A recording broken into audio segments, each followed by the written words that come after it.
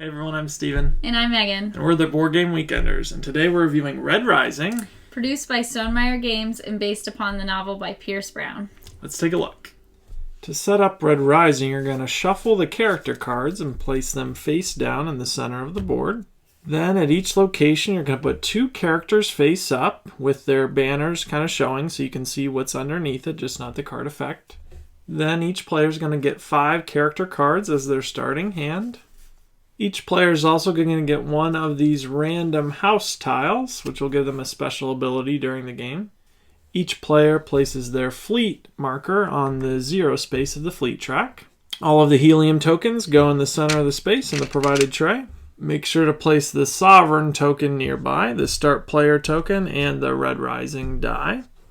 And each player is going to start with 10 influence tokens that you'll be placing on the Institute throughout the game. If a player is House Apollo, they will start with the first player marker. Otherwise, just determine the first player randomly. And finally, you can give each player a turn overview card to show them, again, the steps of the game. And now we are ready to play. Red Rising is played in turns where you're either going to lead or scout. When leading, you're going to deploy a card from your hand face up on the location triggering its deploy ability, which is the arrow right here next to the card showing when I play this card and deploy it to one of the 4 locations, I'm going to activate that ability.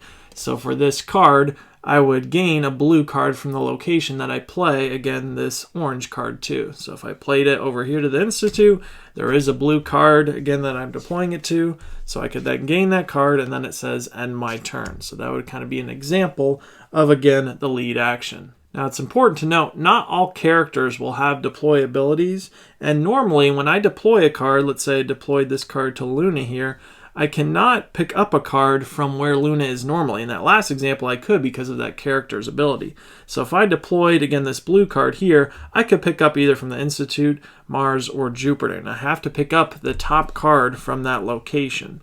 So again, maybe I pick up the Mars, this silver card in this instance. Now, when I gain the top card again from another location, I get that location's bonus. So let's talk about the 4 different bonuses. If I pick up a card from Jupiter, I will advance on the fleet track, and at the end of the game, you're going to get a certain number of points for how far you've advanced on the fleet track. If I pick up a card from Mars, I will gain 1 helium, and helium are 3 points at the end of the game.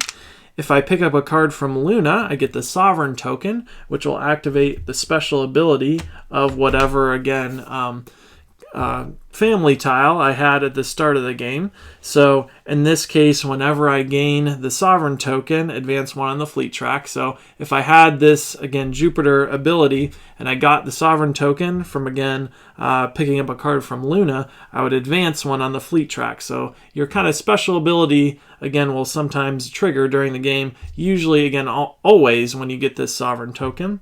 And finally, we have the Institute. When I pick up a card from the Institute, I simply add 1 of my influence cubes into that area. And at the end of the game, if I have the most influence there, each of my influence cubes will be worth 4 points. So if I had like 3 cubes there, that would be kind of 12 points. If I'm second most, they're each worth 2. And then if I'm third most, they are each worth 1 victory point. So that's, again, the 4 different locations. And when I pick up a card from them, how that's triggered. Now let's say I deploy a card from my hand, and for whatever reason, maybe I don't want to pick up any one of the cards that are available on any of the other locations.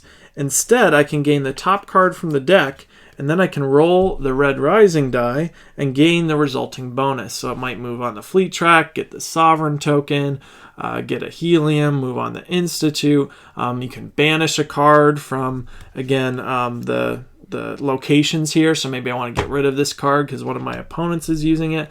So this die will allow you, again, to use, again, different effects, again, depending on what you roll. So that, again, is the lead ability, and that's typically what you'll be doing. So again, you'll have a card in your hand, you'll play it to location, whatever, again, the card has for its deploy ability, you will, again, do whatever that says, and then finally you will pick up, again, a card from another location or from the top of the deck. Instead of leading, you can scout, which is when you reveal the top card of the deck and place it on any location, and you're going to gain that location's bonus. So I would flip this card, and then I would activate, again, one of the 4 locations. Now the game's going to continue round after round, playing cards and picking up different cards until 3 conditions are met. by all players or any 2 by 1 player. So those conditions are if a player reaches 7 on the helium the fleet track, if a player has 7 helium, or if a player has 7 institute on the institute influence cubes on the institute. So if all 3 of those are met by all players, so if one player's on 7 on the fleet track, another player has 7 helium, and another player has 7 influence, that will trigger the end of the game. Or if one player has 2 of those, again, objectives met. So if I have 7 helium and 7 on the institute, that will also trigger the end of the game.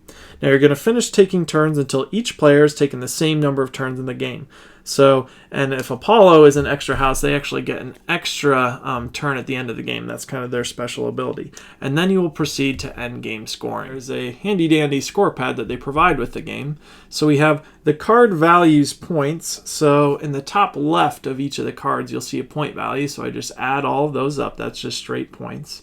Then at the bottom of the card, there's certain, again, scoring conditions that can be met. So this one gives me 21 points at the end of the game if I don't have the sovereign token. So I actually don't want the token. And there's all kinds of different abilities at the bottom of these cards. So one might be, I get 26 points if this is with another red card. So there's all kinds of different linkage between the cards for end game scoring that you might want to pick up and get different cards throughout the game. You'll also score points again for the fleet track. So wherever I am, I'll score that many points. Again, 3 victory points for each of the helium tokens. You'll get 10 victory points if you do have the sovereign token at the end of the game. You'll score your influence. Again, if you have the most influence cubes, each one of those would be worth 4. So I'd total those up. And then any card that you have over 7 cards. So if I have 8 cards in my hand, I lose 10 victory points per card over 7 cards. So if I had 9 cards, I would lose 20 points. I would total that up, and whoever has the most points is the winner. And that's an overview of how to play Red Rising. All right, Steven, let's get to what we didn't like about the game. Okay, so we have the collector's edition here, which has metal cubes and metal ship and gold foil on the cards and whatnot, which is nice. The one thing that was kind of in there but didn't really need to be are these card trays. Yeah. I get the thought behind them. Very disappointing. You can kind of see if you line them up, they don't hold 5 cards without overlapping. Yeah. So you can't even kind of see all the information. And sometimes you get 6 or 7 cards and then it Yeah. doesn't even hold 5 and it's... And I get the idea of it. We Yeah. like card holders, but Yeah. I just don't think, again, they were kind of, I don't know, It's a necessarily great thought, like the but idea behind the it. execution But yeah, maybe a little there. bit sturdier or I Yeah. don't know. That was just something Yeah. that we found, Yeah. but maybe again that was just our copy. Yeah. What about you? What were some things that stood out? I really wanted to like this game. I really liked the theme, and You're starting to read the book. Yeah, right? I'm reading the books. It's really fun when the characters come up. Did you think that helped at all? Or? I do think knowing the theme really helps like this book or this game more. But my biggest thing is with the cards. I feel like I spend most of my turn reading the cards. Yeah. And I think that it could be a little bit bigger font, but it's not terrible for the artwork. Yeah, maybe if you played it over and over, you would get used to it. But just feels like a lot of reading, and it takes up a good amount of your turn, and it slows down your turns because you're just like, what is this one doing? And the again? information's changing because I might play a card and they're like, okay, what's that one doing? You have to play one down and pick one up. So that's 2 cards you have to read to figure out which one you want to, what you want to do in your turn. And maybe that keeps it fresh and interesting each time that's like that. But kind of like you said, with 4, 5, and 6 players, I don't know how, if you're sitting upside down to read these cards and have them really intermix, hard. I think it would just kind of come to a slog and it would kind of outstay its welcome. You would need in my opinion, a lazy Susan or something to turn. Yeah. And some of the cards in there, I like the ones where you're trying to get points and stuff. Yeah. But when I'm steal a helium for you or move you back, it just kind of seems like in this game where sometimes your turn is simply scout and take a helium. There was a couple of cards when we played yesterday. It was literally make an opponent banish a card, and that's 20 points that they don't get at the end of the game if they can't recoup that. And I get a game, some people like interaction in their games, and that's fine. It's just in this kind of game, I'm kind of where I'm building towards getting points and stuff, to have someone just, haha, your turn, last turn to get a helium didn't mean anything. Yeah. It's just kind of a little bit of a hiccup for me. So, and for me, I think sometimes it kind of comes to a stalemate where you're playing a card down and picking one up. You can pretty much put the same card back the next turn over and over and over again. And pick So, up. like, we had one game where one card was amazing for me, but, like, it wasn't good for Steven, and I just kept playing it back and forth, back and forth, back and forth, and it was just, like, nothing was changing. Yeah, and maybe I should, like, try to banish that card or draw to try to get that, and there are some interactions in there, but maybe, again, it just didn't click with us for some reason. But sometimes it did seem like your actions, like, on your card, is like, this doesn't really help me at all, and it's kind of like, you're kind of forced to play it, because if it's not good for you at the bottom. Just to do something, but it's not really affecting you much. Yeah. And like the scouting aspect of it, I think does help, because I think the purpose of that is to get new cards into the the arena, into the tableau, and do your actions. But it feels like you're almost wasting your turn. Yeah, it's not as exciting of a turn, for sure. But I think that was probably the game the designer's 100%. purpose in that action. But sometimes we just felt like it just came to a little bit of a halt. Yeah. Okay. All right, Megan, let's get to some things we did like about Red Rising. I think my favorite part about this game is the way it scores. I love that all the cards have, their set scoring at the top, but also the variable scoring at the bottom that makes it a little bit different. Something extra to go for. And then I like that, there's other things other than the cards that you score. The helium's just straight up 3 points. You're competing on the Jupiter track, you're competing in the Institute. And there's this nice little score pad that kind of makes it very easy at the end of the game to score everything up. Yeah, that system and rhythm of like playing a card, picking up a card, doing that action, like it's good, and it is designed well that way. And just kind of each game you're going to have a different set of cards that you're scoring. That's a positive thing. You're doing the same things, but like the way that the cards score is different. Everyone has a different starting tile, you know what I mean? That has a different ability. They're pretty simple, but it's good. Doesn't give you much, but it's enough that, it makes something maybe I should go for better. fleet cards, because my person bumps me up there. So, and the components are great. The artwork's beautiful. Yeah, and you even pointed out, like, you recognize some of the characters from the book, you know what I mean? To visualize them in a way. I'm not very far in the book, but, every time we play it, I keep learning more, and I think everything's really on theme, some of the cards that say, if with this person it's negative 10 points, I now realize that in the book they hate each other, so that's why they're negative points. That kind of does make sense. Yeah, so I think that theme from the book probably really does help if you did read it. I'm excited. For me, I didn't, so maybe that is a bit of a disconnect for me. But we'll have to see that's when good I'm that done. It does help with that respect too. Yeah. I really also like the player aids. They really help. On your turn you can do this. Simple as that. It also goes over endgame scoring. Yeah. It just makes it a little bit more simple when it's sitting in front of you. Yeah. It goes over the end game. And again, we probably didn't have to look at it after a while. You know what I mean? But it's nice that it's there for new players. Absolutely. All right, Steven, let's get to final scoring and thoughts. All right, this is a tough one for me. This is a difficult one for me to grok. You've struggled. But for me, I think this one's a 6. I do enjoy it. There are, again, numerous problems that I kind of point out just for me. I think this is more of a personal thing for me that I could see a lot of people really liking this game.